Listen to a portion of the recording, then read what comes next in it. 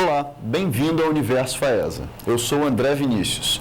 O Universo Faesa de hoje leva você para mais um jogo do conhecimento.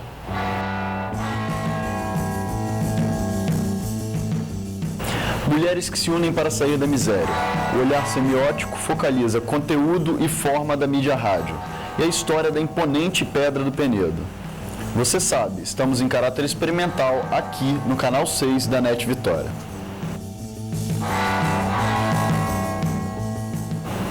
Quando você passa pela Avenida Beira-Mar ou pela Curva do Saldanha, você percebe de imediato o Penedo. Você sabe por que aquela obra da natureza tem esse nome?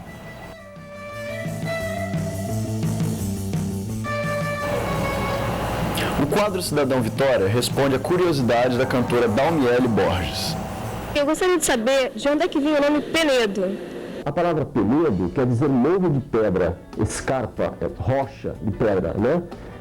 O penedo, o nosso penedo aqui, ele é um importante elemento da paisagem do Espírito Santo.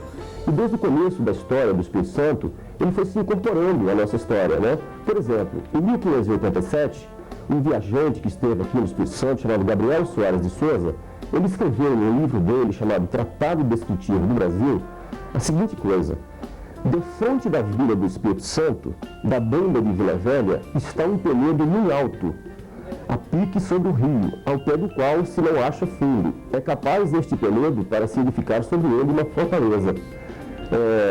De lá para cá, essa palavra penedo foi se incorporando e acabou virando o nome do próprio penedo, né?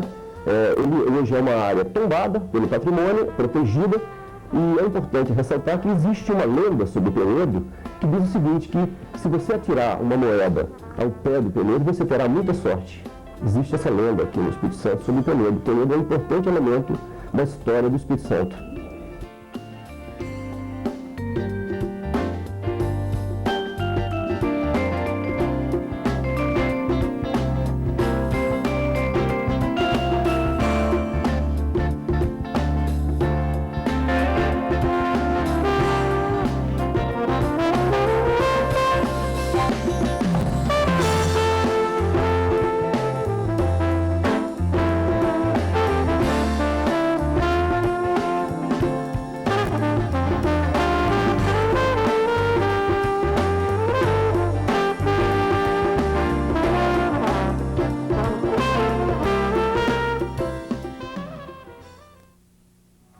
Se você tem alguma curiosidade sobre a cidade de Vitória, participe do nosso programa. Ligue para 322-5559, ramal 2050 ou mande um e-mail para tvfaesa@faesa.br e aguarde o contato de nossa produção. Confiança, credibilidade. Como construir valores que estimulem a qualidade de vida?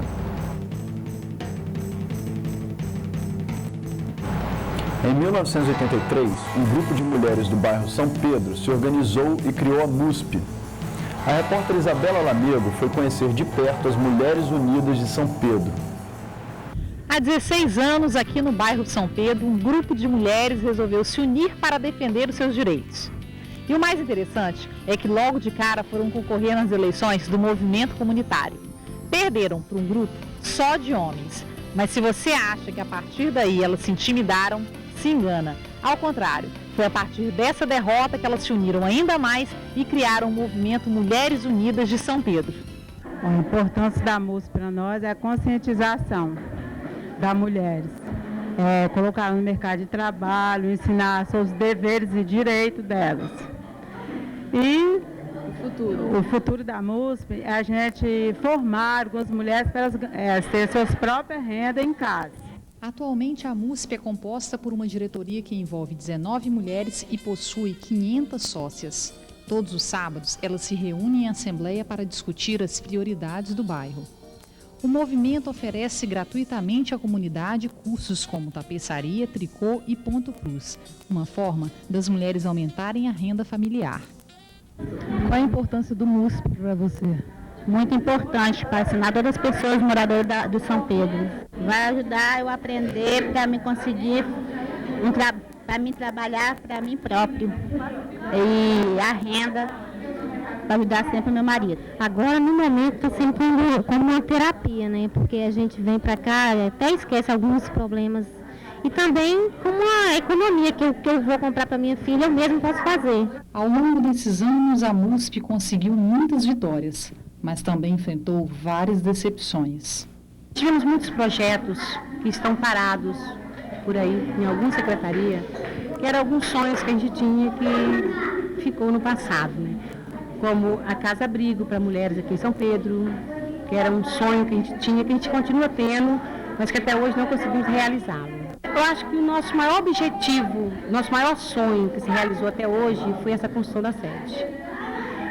Isso aqui era um barraquinho caindo e nós mulheres fomos quem fizemos a base e colocamos as primeiras lajotas nessa sede. Que hoje em dia para nós isso aqui é mais do que uma sede. Que muitas mulheres que não sabiam nem mesmo o que fazer para conseguir aumentar sua renda familiar. E aqui na MUSP, com esses cursos, elas vão conseguir ajudar na sua família, na sua renda familiar. O movimento teve seu nome a partir de um velho slogan que diz: mulheres unidas jamais serão vencidas. São essas mesmas mulheres que, apesar de terem uma renda mínima, trabalham com muito vigor para garantir um futuro ainda melhor. Não é fácil se organizar, e só se organiza quem necessita. A língua portuguesa é complexa e organizar as palavras é fundamental. Ratificar ou retificar? Faz ou fazem?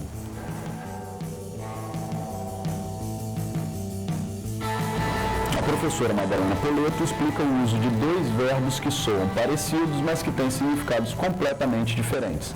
Na sequência, esclarece os erros de concordância no uso do verbo fazer. Ratificar ou retificar. As duas formas estão corretas. Ratificar quer dizer confirmar. Retificar significa corrigir. Será que dá para confundir o uso de ratificar e retificar? Você já viu aquelas placas em oficinas de carro dizendo retífica de automóveis? O dono da oficina provavelmente queria dizer: aqui nós fazemos correção ou vamos corrigir qualquer problema no seu carro. Logo, lembre-se que retificar é corrigir. E ratificar? Meu Deus, preciso ratificar minha senha bancária. Neste contexto, queremos dizer: preciso confirmar minha senha bancária. Não é tão difícil assim, não acha? Faz 27 anos ou fazem 27 anos. O certo é dizer faz 27 anos que a FAES ensina. O verbo fazer, quando exprime tempo, não muda. Portanto, fazia 2 séculos, fez 15 dias, fará 3 meses. Quantas vezes você já ouviu alguém escorregar no uso do verbo fazer? Este verbo, indicando o tempo decorrido, fica sempre no singular. Não tente levar o verbo fazer para o plural, pois está incorreto e não atende às regras gramaticais da língua portuguesa. Então fique atento, o correto é: faz 28 anos que a FAES ensina. Nunca fale fazem 20 anos, porque isso não existe, entendeu? O Universo FAESA não para. No Fala Professor de hoje, a professora de Radiodifusão 2, Maria Lúcia da Silva, responde a pergunta da estudante de jornalismo Renata Malenza.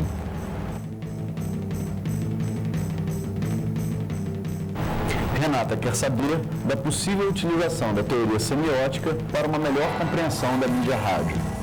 Eu gostaria de saber o que seria uma análise semiótica de um programa de rádio. A base de análise da semiótica da comunicação se concentra especialmente nos elementos de linguagem, tanto para o rádio quanto da televisão, né?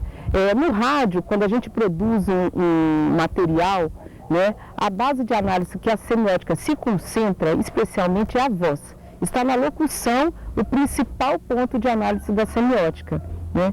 E depois os elementos da plasticidade, né? Os elementos que dão textura ao produto radiofônico, principalmente, né, os efeitos, a trilha sonora, a música, né, os ruídos e o silêncio, que compõem esse cenário acústico que a semiótica se embasa para fazer a análise da comunicação. Rádio, TV, jornalismo, educação, saúde, administração e contabilidade, informática e comércio exterior. Queremos conhecer. Nosso universo é grande, maior do que você imagina. Ligue para nós, envie teu fax ou mande teu e-mail. O Universo FAESA fica por aqui.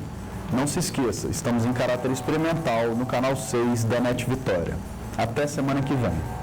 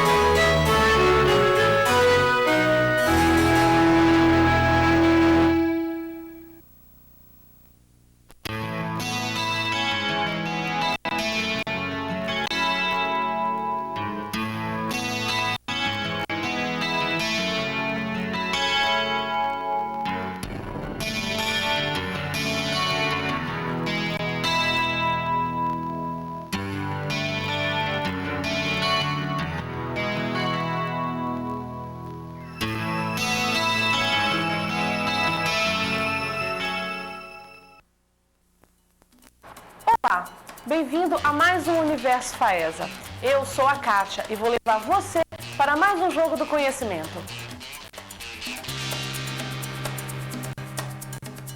No programa de hoje vamos conhecer o PROCON e a sua atuação aqui no Espírito Santo. No quadro Primeiro Passo, vamos apresentar um conceito que dá pano para manga. O que é classe social? Você tem notado o surgimento de novas faculdades no cenário capixaba? Pois é, vamos saber quais são as exigências do MEC para a aprovação do ensino superior. E o ensino público tem qualidade? A Prefeitura de Vitória investe como deve na educação? O cidadão dessa semana questionou o que a Secretaria de Educação faz com o dinheiro que arrecada. O Universo FAESA quer ampliar o seu conhecimento. Continue participando.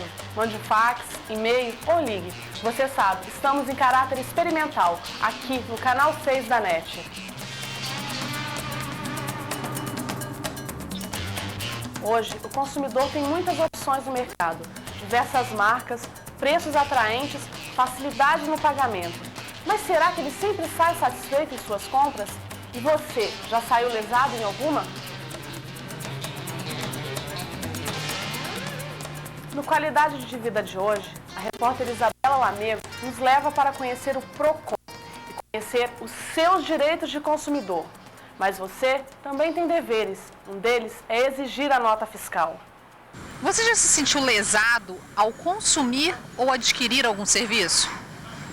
Sim, já sim. Na compra de um telefone, eles mostravam que tinha uma série de vantagens. Aí chegou na hora, nada daquilo que foi dito. Se eu já me senti lesada, eu acho que sim, já. E quem já foi? Alguma vez você já se sentiu lesado ao consumir algum bem ou serviço? No Qualidade de Vida de hoje você vai saber um pouco mais do PROCON, órgão responsável pela proteção ao consumidor. O PROCON estadual, ele é um órgão a nível que cobre todos os municípios do estado do Espírito Santo, que é um órgão que foi colocada a Lei 8.078/90, artigo 6º do seu inciso 3º, proteção ao consumidor e segurança, qualidade e quantidade para o consumidor. O consumidor se sentir que está sendo lesado, ele deve procurar o PROCON, aonde ele faz um processo e o PROCON imediatamente toma suas providências cabíveis, ou através de conciliações ou através do seu jurídico, aonde ele vai a uma loja ou supermercado para que possa tentar ajudar o consumidor que sentiu que foi lesado. Direitos do consumidor. Todo consumidor tem direito à sua liberdade no ato de consumir. Nenhum consumidor será objeto da exploração do lucro fácil. Todo consumidor tem direito à escolha de qualidade e preço do que deseja consumir, sem pressão por parte do poder econômico. Além disso, tem o direito à especulação de preços no mercado e a liberdade de escolha é, com certeza, um direito do consumidor. Agora que você já sabe a quem procurar, não se deixe enganar. Procure o PROCON e faça valer o seu direito.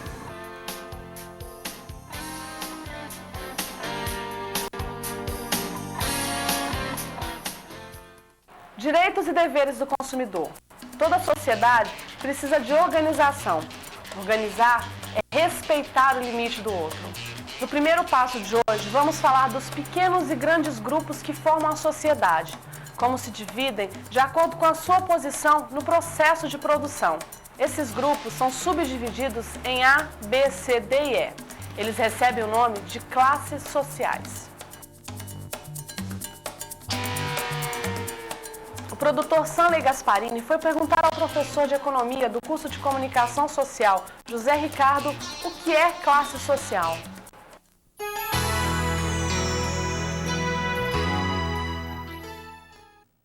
Ao conceituar classe social, nós poderíamos diferenciar num sentido moderno e num sentido pós-moderno. Num sentido moderno e clássico do termo, seria cada um dos grupos diferenciados que compõem a sociedade. Os critérios para definir-se esse grupo social como classe são motivos de divergências e, de modo geral, nessa caracterização, privilegiam-se fatores socioeconômicos, tais como níveis de riqueza, apropriação dos meios de produção, posição no sistema de produção, níveis de profissão, níveis de consumo e origem dos rendimentos, entre outros fatores. Considera-se ainda que os membros de uma classe social, além de terem no conjunto os mesmos interesses, tendem a compartilhar valores semelhantes no sentido clássico do termo. Para Marx, o que caracteriza uma classe social e sua posição no processo de produção, sua relação com o sistema de propriedade, no capitalismo, ele identificou duas classes sociais principais. Uma seria a burguesia, que é a proprietária dos meios de produção, e o proletariado, que seria os trabalhadores que vivem de salário. Essa seria também a base objetiva dos conflitos políticos, sociais e das transformações históricas, entre outras considerações. Considera-se no mundo atual que a hierarquização social se processa no âmbito das diferenças profissionais. Argumenta-se que a mobilidade social nas sociedades modernas e industriais decorre-se da ampliação de oportunidades. Contribuiria, nesse caso, para a expansão das camadas médias e para a atenuação dos conflitos de classe, mais próprios do capitalismo passado, o sentido dos conflitos de classe. Nas pesquisas de mercado atuais, as classes são identificadas pura e simplesmente por estarem dentro de certas faixas de renda, faixa A, B, C, D, entre outras, construídas a partir dos níveis de renda e do consumo dos cidadãos. No sentido pós-moderno, essas diferenças conflituosas minimizariam-se e a tendência nesse mundo pós-moderno e pós-industrial seria uma relação cada vez mais eficiente sem a existência do trabalho. Lutas de classes, posicionamentos politicamente corretos. O Brasil tenta ainda confuso organizar e dar valor ao seu cidadão.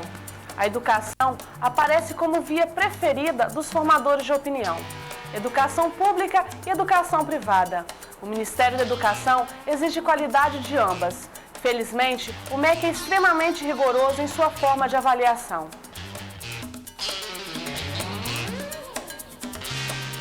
Veja agora as dificuldades que uma instituição precisa superar para que o seu projeto saia do papel. A vice-diretora da Faculdade de Educação e Comunicação Social, Inês Pimenta, responde à pergunta do estudante de comunicação Valcimar José. Eu gostaria de saber quais são as exigências feitas pelo MEC para a aprovação de um curso superior. A Secretaria de Ensino Superior é o órgão do MEC responsável pela autorização dos cursos de nível superior. A instituição de ensino que deseja ter o seu curso deve dar entrada num processo nessa secretaria que consta de um projeto do curso que tem que atender aos padrões de qualidade. Deve constar também toda a legislação fiscal e parafiscal, de acordo com a legislação vigente. E este projeto de curso, ele consta de projeto pedagógico, estrutura curricular e corpo docente. Esse projeto, ele vai ser entregue, né, o processo será entregue a uma comissão de especialista que virá à instituição para verificar as condições de oferta. Ou seja, essa comissão vem verificar se aquele projeto é viável naquela instituição, se é possível realizar aquele curso. Ou seja, eles vêm verificar o seu corpo docente, titulação, fazem entrevistas em geral para saber a condição teórica, né, e de formação desse profissional para desenvolver as disciplinas. Eles vão verificar as instalações, que envolvem biblioteca, salas de aula, cantina, banheiros, os equipamentos necessários, ou seja, as carteiras, laboratórios, quando o curso exige, e conhecer a estrutura financeira dessa instituição. Eles também verificam isso. Desta forma, eles têm uma condição de avaliar a partir de critérios estabelecidos, e esse processo retorna à Secretaria de Ensino Superior para os trâmites finais, que culmina com a publicação no Diário Oficial. Se é difícil qualidade de ensino nas faculdades, é fácil observar que o ensino fundamental pode ser negligenciado pela fiscalização. Quantas vezes você já ouviu dizer que ensino público no país é uma instituição falida? A secretária municipal de Educação fala dos investimentos feitos pela Prefeitura e mostra que o ensino público pode sim ser de qualidade. Ana Maria Marreco responde à curiosidade da estudante Luana Paula. Por que a Prefeitura de Vitória é uma que se arrecada bem mais e investe tão pouco na educação? Vitória, ela arrecada, mas certamente é o município do Brasil que mais aplica na área educacional. Por determinação constitucional, cada município tem que aplicar 25% da sua arrecadação resultante de taxas e impostos em educação. E Vitória, por força da lei orgânica, ela tem que aplicar no mínimo 35%. Isso significa que hoje nós temos um orçamento na Prefeitura Municipal de Vitória cerca de 82 milhões de reais. E por isso nós aplicamos muita educação. Acabamos de adquirir 4.360.000 só em software treinamento de professor, mas são softwares educativos onde eles onde são oferecidos português, matemática, enfim, toda a área de conhecimento. Temos uma rede física de prédio excelente, onde 26 prédios, 26 escolas estão em fase de reforma ou construção muito significativa. Então, Vitória hoje, ela se orgulha do produto educacional que ela pode colocar para todas as pessoas que pagam o município. Certamente a gente tem certeza, a consciência tranquila, que Vitória oferece um serviço de excelente qualidade. Vitória mostra que uma escola pública pode sim ser de qualidade.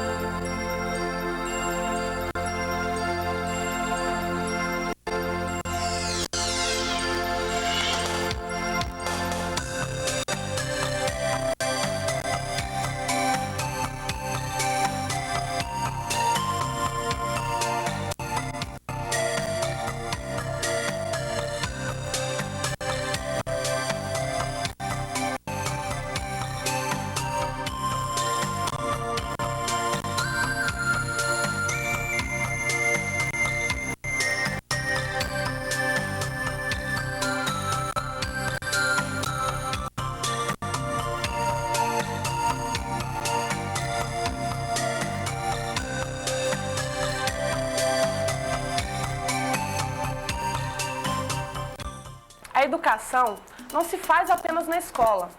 A TV pode educar? Podemos criar entretenimento qualificado diante dos olhos dos nossos pedagogos? O Universo FAESA é um caçador de conhecimentos. Queremos qualificar o dia a dia das nossas cidades. A A sua participação é fundamental para conhecermos quem é o cidadão de Vitória. Escola pública ou privada, direitos e deveres do consumidor. O Universo Faesa nasce para ouvir a sua voz. Entre em contato com a gente. Ligue 322-5559, ramal 2050. Ou mande-nos um e-mail, tvfaesa@faesa.br. E não se esqueça, nós também estamos crescendo. Aprendemos com os nossos erros. É bom aprender, tem sabor de vida. Você já sabe, estamos em caráter experimental, aqui no canal 6 da NET. É bom saber que você está aí. Até o próximo programa.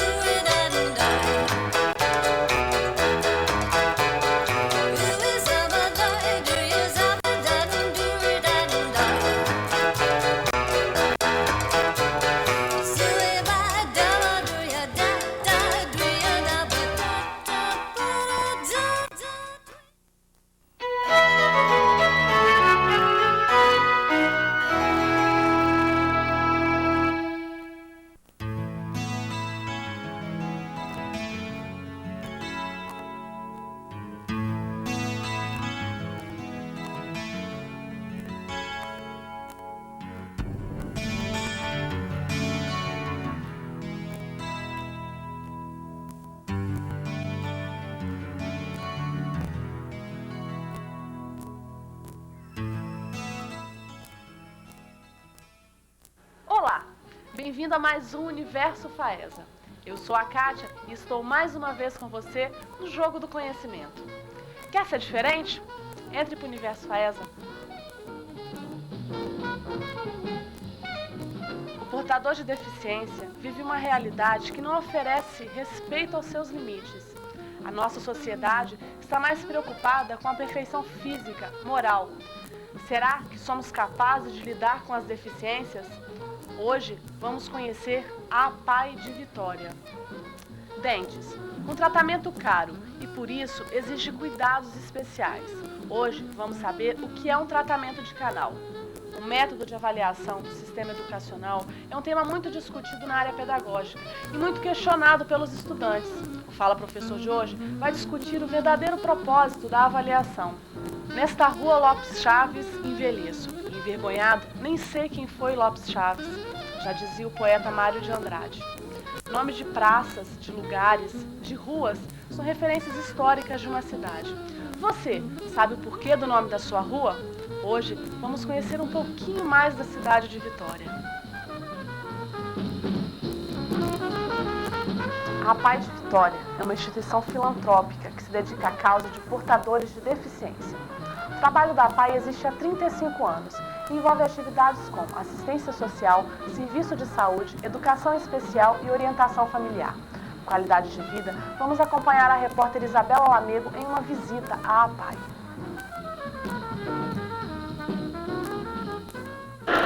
Os direitos das pessoas portadoras de deficiência estão garantidos na Constituição Federal e vão desde a assistência social, além da facilidade de locomoção, igualdade no trabalho e reabilitação. No Qualidade de Vida de hoje, você vai conhecer um pouco da APAE, a Associação de Pais e Amigos Excepcionais de Vitória. A APAE é uma sociedade de pais e amigos, né? Envolve toda a população que queira participar, sem fins lucrativos, filantrópica, de utilidade pública municipal, estadual e federal, que presta serviço de atendimento a pessoas com portadores de deficiência. O objetivo da APAE é prestar assistência a portadores de deficiência mental. Hoje nós temos 540, só atendemos a 540 crianças na área médica, que é a avaliação em todos os níveis da deficiência, desde a psiquiatria, pediatria, neurologia, psicologia, fisioterapia, fonoaudiologia. E as crianças também têm a parte escolar, a parte pedagógica e a parte de iniciação à profissionalização. Atualmente, a APAE faz avaliação das crianças com os métodos mais avançados em termos de estimulação, prestando assim um serviço de alta qualidade à comunidade. Além disso, todos os anos a APAE de Vitória realiza cerca de 40 mil exames do pezinho, que é considerado hoje um dos mais importantes trabalhos de prevenção de deficiências mentais.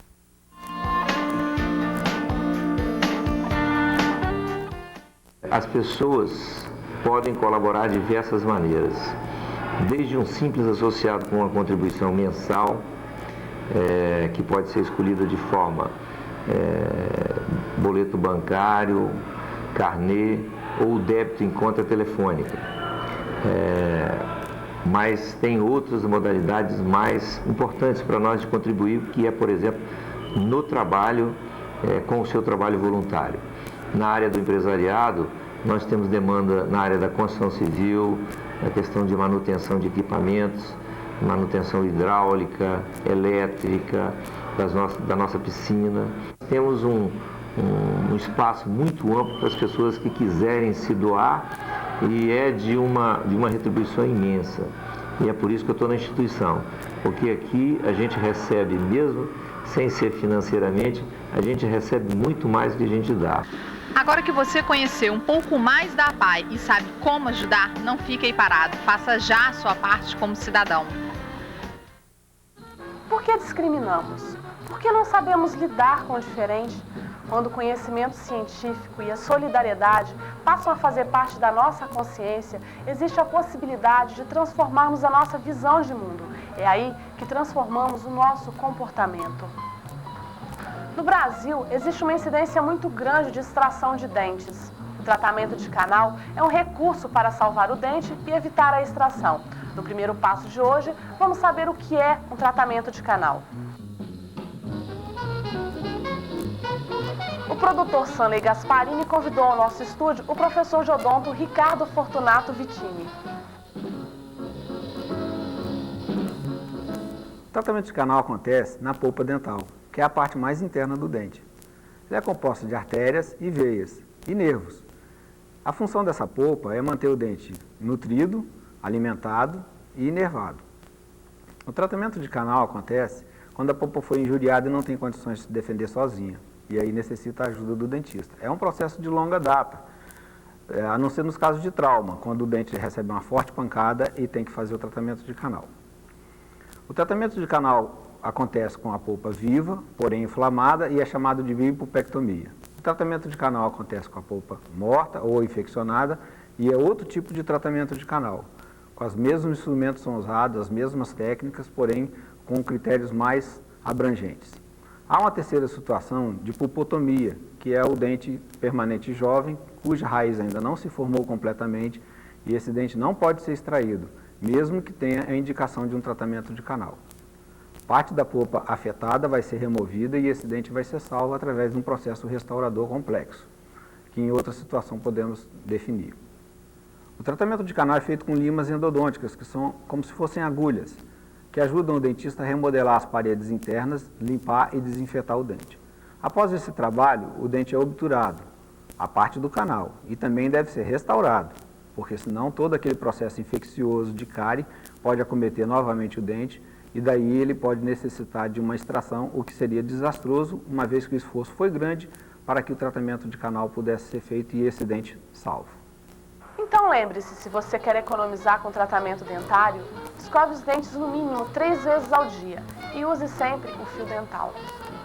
A avaliação é algo cotidiano, estamos sempre em avaliação. Somos avaliados pela nossa qualidade dentária, pela nossa postura diante ao diferente e, entre outros, somos avaliados na escola. A avaliação escolar traz muita atenção aos estudantes, mas o problema pode ser falha de didática do professor ou falta de consciência do próprio aluno. Existem formas mais eficientes do professor avaliar o desenvolvimento do aluno em sala de aula? Mas afinal, qual o propósito da avaliação? No Fala Professor de hoje, o professor Edson Pantaleão Alves responde à pergunta da estudante de pedagogia Lucilene Balbino. Gostaria de saber qual é o verdadeiro propósito da avaliação. Para que avaliar? Por que avaliar? E como avaliar? Avaliar pressupõe uma tomada de decisão, né? Uma tomada de decisão no sentido de estar revendo o que não está sendo garantido no processo de aprendizagem do aluno e que deve estar servindo para um replanejamento, uma revisão do planejamento do professor. O professor precisa estar sempre revendo, né, quais são os rendimentos que os alunos estão conseguindo para que ele possa replanejar e reestruturar a sua prática pedagógica para atingir os objetivos que se pretendia, né, a princípio. E é importante fazer uma diferença entre avaliar e medir. Avaliar pressupõe uma ação posterior ao resultado obtido, né? E esses resultados obtidos eles podem ser conseguidos através de uma simples prova, que o professor pode estar, né, passando para o aluno as suas observações sobre as produções, né, os resultados das produções dos alunos, e a partir desses resultados, se não for satisfatório, que ele possa estar revendo a postura pedagógica, estratégias diferenciadas para que o aluno consiga, enfim, atingir a aprendizagem necessária, né? E medida está relacionada simplesmente a estabelecer notas, né, ou números específicos para questões de provas e testes, né? A avaliação é sempre mais ampla que uma simples verificação e medida. Ela vai além dessa verificação, além dessa medida. Ela procura ter uma ação posterior para rever toda a prática pedagógica. Vamos avaliar o conhecimento do cidadão de Vitória? Você sabe por que o nome da Praça dos Namorados? E da Ilha do Frade? O cidadão Vitória está aqui não para avaliar, mas para trazer conhecimento sobre a sua cidade. Lazer, esporte, comércio, o que terá dado nome à Praça dos Namorados? A professora de História da UFES, Leonora Araújo, responde à curiosidade da estudante Fernanda Fagundes. Gostaria de saber por que a Praça dos Namorados tem esse nome? Bem, a praça tem esse nome porque na década de 70 e na década de 80, quando ainda era o estacionamento do Yacht Clube do Espírito Santo, aquele local era um local para onde iam os namorados em Vitória, né? Era o estacionamento noturno, todo mundo ficava lá, o que a gente falava, né, que havia corrida de submarino, então ficava todo mundo estacionadinho ali com os carros e ali era o local de preferência dos namorados de Vitória, enquanto a violência ainda não tinha chegado à capital. E a praça surgiu no governo de Hermes Laranja, né? Hermes Laranja foi uma das pessoas que projetou aquele espaço de lazer e recebeu então o nome devido a isso, em homenagem, né, à utilização que o terreno tinha antes de ser praça.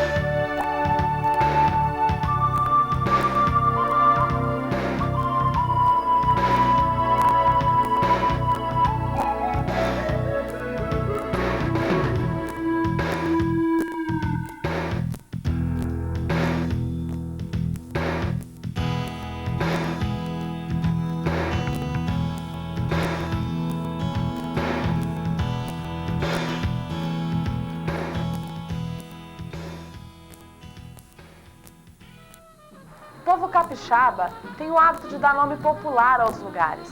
A professora de História Leonora Araújo revela mais uma curiosidade de nossa cidade. Ela responde à pergunta do advogado Michel Haddad. A minha curiosidade é saber o porquê do nome Ilha do Frade, dado a ilha que se localiza no município de Vitória. A Ilha do Frade, ela tem esse nome porque é uma característica do povo capixaba dar nome às coisas da maneira como ele vê e como ele costuma chamar popularmente. Então, como exemplo, a gente tem, por exemplo, Praia do Canto, né? Praia do Canto porque ela fica no canto. Avenida Beira Mar porque é uma avenida que fica à beira do mar. E a Ilha do Frade recebeu esse nome também porque existem umas ruínas na ilha até hoje. Aquelas ruínas são de um convento franciscano, de uma igreja franciscana que começou a ser construída por um frade franciscano que esteve na capitania do Espírito Santo. e ele nunca terminou a igreja nunca foi terminada, mas por isso, né, a ilha ficou conhecida como a Ilha do Frade, que era exatamente esse frade que habitou por lá durante um tempo tentando construir essa igreja. Agora, essa ilha, ela foi doada como sesmaria no início da capitania para Ana Vaz. Ana Vaz era a mulher de Vaz Fernandes Coutinho, não era mulher legítima, porque a mulher legítima tinha ficado em Portugal, mas ela vive com Vaz Fernandes, né? Tem, inclusive, o sucessor de Vaz Fernandes, que é Vaz Fernandes Coutinho Filho, é filho dela, e ela recebe a ilha em Sesmarias, então durante muito tempo a ilha vai ser conhecida como a Ilha de Ana Vaz. E a partir da chegada dos franciscanos, já no final do século XVI, e a doação dessa ilha aos franciscanos, ela passa a chamar Ilha do Frade.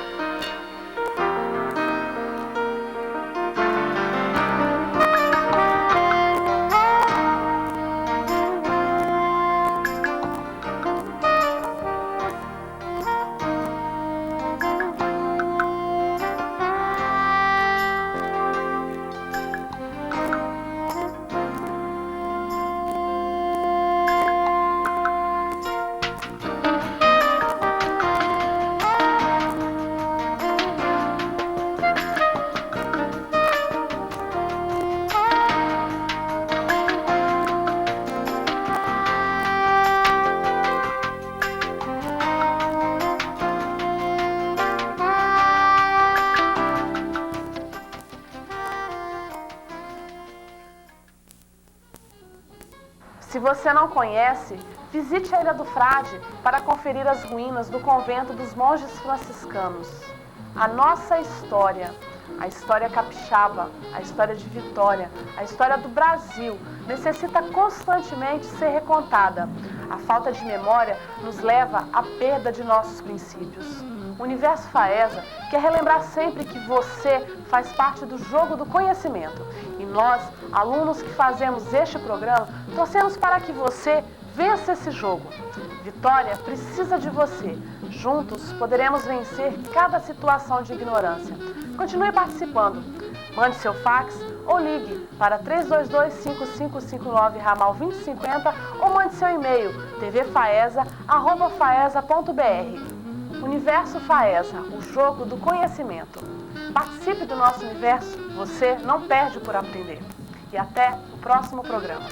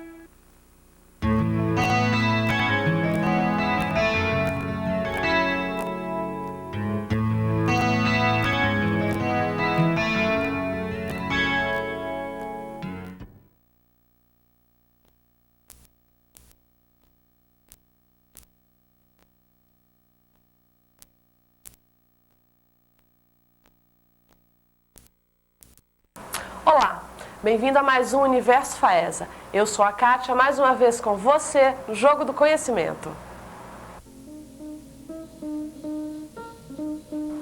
O preconceito com os portadores do vírus HIV ainda é muito presente em nossa sociedade.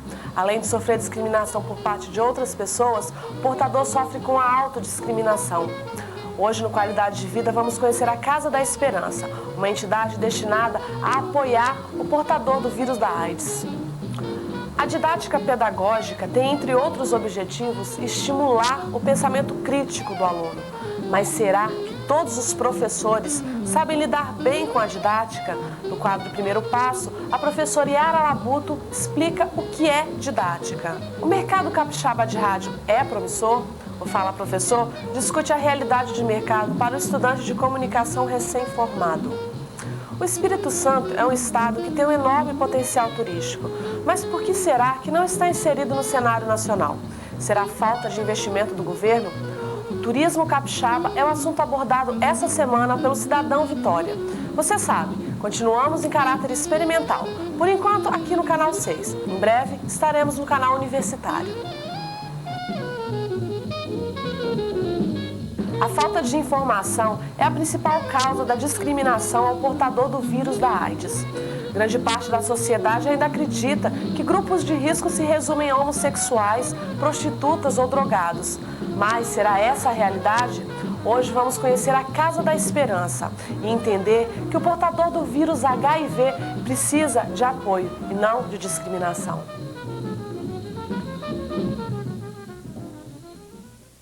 O Brasil está entre os 5 países com o maior número de portadores da AIDS. Na América do Sul, nosso país é o primeiro lugar. E os 2 principais fatores de contágio são a transmissão por via sexual ou através da transmissão do sangue contaminado. No programa de hoje vamos falar de uma casa que dá apoio aos portadores de HIV positivo, a Casa da Esperança. A AIDS é a sigla significa Síndrome de Imunodeficiência Adquirida.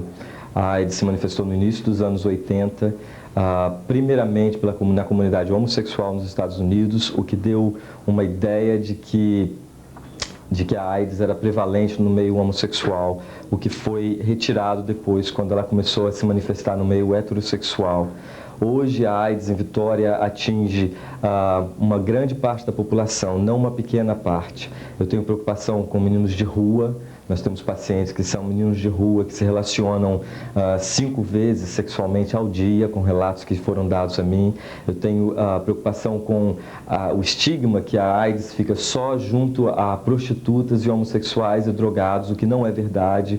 Muitas das pessoas que passam por aqui, pela casa, que eu conheço, que têm feito aconselhamento comigo, são pessoas que adquiriram através de relacionamentos fora do casamento, múltiplos relacionamentos, promiscuidade, mas não necessariamente prostituição, relacionamentos múltiplos, trocas de namorado, de parceiro, adultério, o que for que você quiser entrar aí. A Casa da Esperança é um exemplo de solidariedade às pessoas portadoras do HIV. A discriminação é uma das maiores dificuldades encontradas por essas pessoas. Veja a opinião nas ruas. Você conviveria com uma pessoa que tem um vírus da AIDS? Sim. Namoraria com alguém com vírus? Sem dúvida nenhuma. Com certeza. Namoraria com uma pessoa com vírus? Namorar, não. Não, conviveria sim, né? Debaixo do mesmo teto, tudo. Carinho, amor, mas convivência para sexo, não. Não. Namoraria com alguém com vírus? Também não. Não. Namoraria, teria um caso com alguém que tivesse o vírus? Não, não. Não é que a gente não sabe, né? A gente sai com as pessoas, a gente talvez não sabe o que está com, né? Mas eu não andaria, não. Para dar apoio aos portadores de HIV positivo, foi fundada a Casa da Esperança. A casa atende adultos acima de 15 anos e oferece 13 leitos, além de apoio hospitalar, doação de cesta básica e medicamentos. Como se pega a AIDS? Se pega a AIDS através de sangue contaminado, fluidos do corpo, seja sêmen, secreção vaginal, através de qualquer contato com sangue, na realidade, seja através de materiais cortantes, tipo lâminas, coisas desse tipo, através do parto, da mãe para o filho, né, no parto e no aleitamento materno. Como prevenir? Eu acredito que a melhor forma de prevenção é ser monógamo, é descobrir uma pessoa que você vai viver com ela para sempre e vai procurar, né? Claro que isso é o ideal, Infelizmente não é sempre assim. Então existe a camisinha, que é um método de prevenção, apesar de não ser um método de prevenção absoluto. Os cuidados cuidando, por exemplo, de pacientes, né? Usar luvas, saber tomar cuidados. Num acidente de carro, por exemplo, quando você vai socorrer uma pessoa, você vê sangue, é bom sempre ter no automóvel, né, luvas, alguma capa que você possa colocar, porque você não sabe quem você está socorrendo. Ter cuidados com quem você se relaciona. Lembrar sempre que se você tem um namorado, você se relaciona sexualmente com esse namorado ou namorada, e você tem relacionamento com ela, e ele já teve outra namorada antes, ou ela, e que já teve outro, você está tendo relacionamento com todas essas pessoas, porque todas essas pessoas estão correndo risco se eles não usaram camisinha, se eles não se protegeram, se eles não tiveram consciência do que eles estão fazendo. Essa é a Casa da Esperança. A sua participação e colaboração pode ajudar a salvar uma vida. Preconceito é falta de informação, mas informação sem senso crítico perde facilmente o valor. Apesar de vivermos a era da informação, a escola ainda é o principal meio de formação do indivíduo. A didática tem o objetivo de estimular a ética e a competência do aluno. No primeiro passo de hoje, a professora Yara Labuto nos explica o que é didática.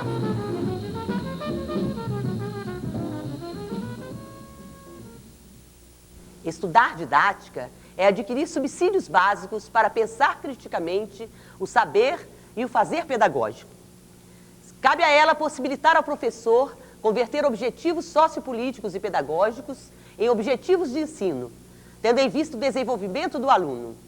O professor deverá estruturar sua prática, escolhendo os caminhos que possibilitem a formação de cidadãos éticos e competentes, a partir de uma visão contextualizada do saber e saber fazer, permeando assim suas ações pelos valores e fundamentos éticos, sociais, culturais e pelos fundamentos epistemológicos e didáticos pedagógicos.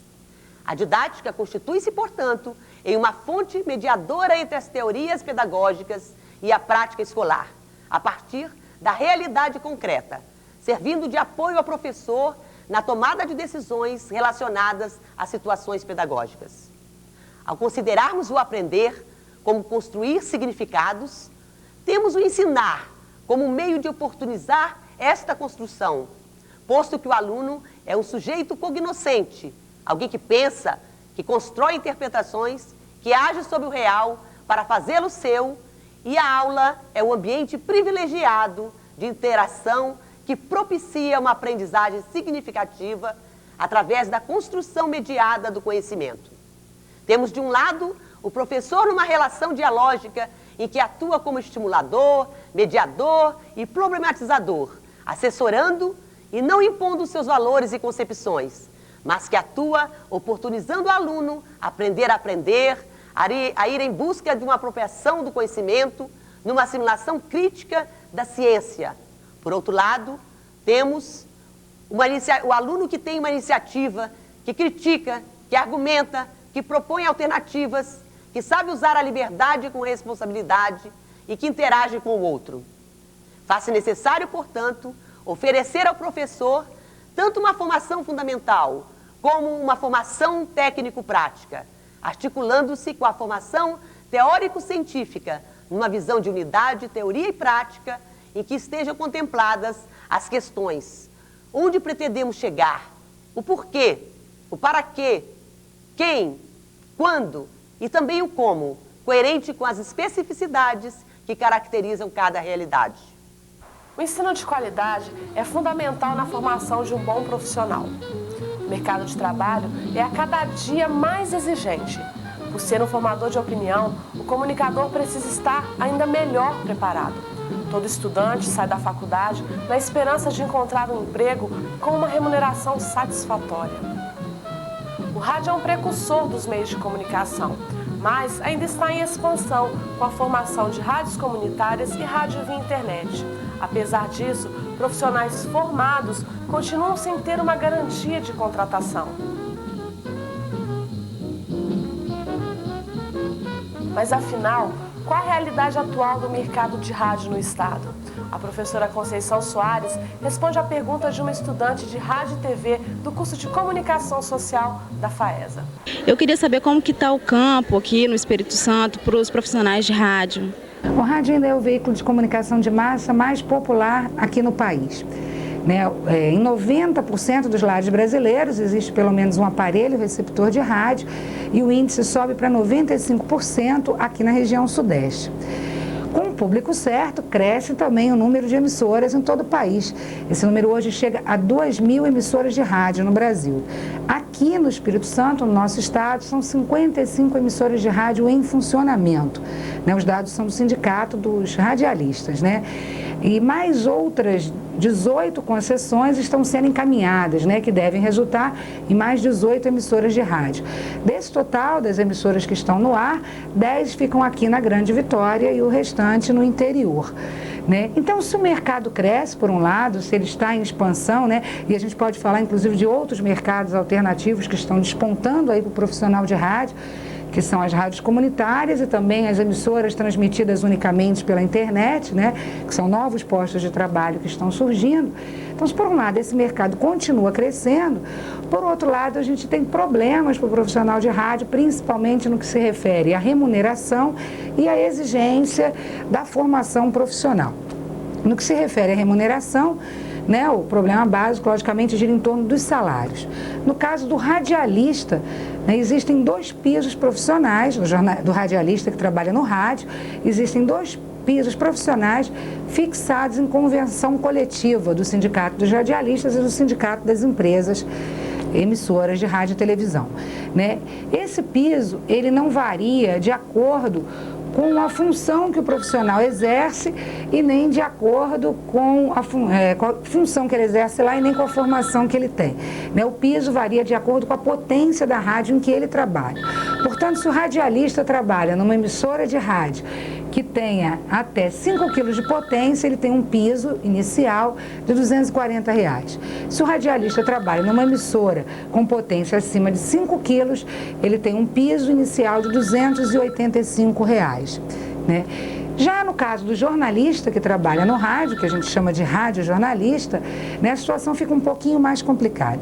O piso do jornalista é um piso referência, indicado pelo sindicato, já que não tem uma convenção coletiva entre sindicatos de jornalistas e sindicatos das empresas de jornais e de rádio e televisão.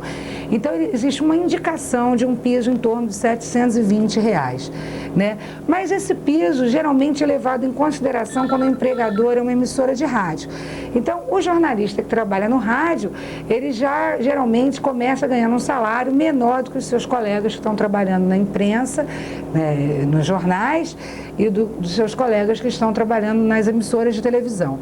Além disso, das empresas não respeitarem o piso, para evitar problemas futuros, reivindicações dos jornalistas, as empresas estão fazendo uma opção por contratar no rádio jornalistas como radialistas, aproveitando que no manual dos radialistas exige a categoria locutor-entrevistador. Então ele pega o jornalista que está fazendo uma entrevista noticiosa e considera como se ele fosse um locutor, entrevistador, e faz o contrato de trabalho dele como radialista, pagando um salário menor, uma vez que o piso do radialista é, entre aspas, menor do que o do jornalista. Bom, além disso tudo, e tudo isso também só é possível porque as empresas de rádio ainda não seguem a legislação no sentido de só estar concedendo registro profissional e contratando profissionais com registro, e que esse registro seja concedido a profissionais que tenham formação específica em cursos de radialismo. Aqui no estado a gente tem duas possibilidades de curso de radialismo. A gente tem o curso de nível superior, oferecido pela FAESA, e a gente tem o curso em nível médio, oferecido pela Escola Técnica Federal. Acontece que a legislação deixa uma brecha no que se refere a radialista iniciante. Então, aproveitando essa brecha, as empresas, junto com a DRT, que é a Delegacia Regional do Trabalho aqui no estado, continuam concedendo registros profissionais a pessoas que não passaram por esses cursos e, portanto, não têm essa formação. E que até por isso aceitam receber salários menores, Então, você não está conseguindo ainda estar fazendo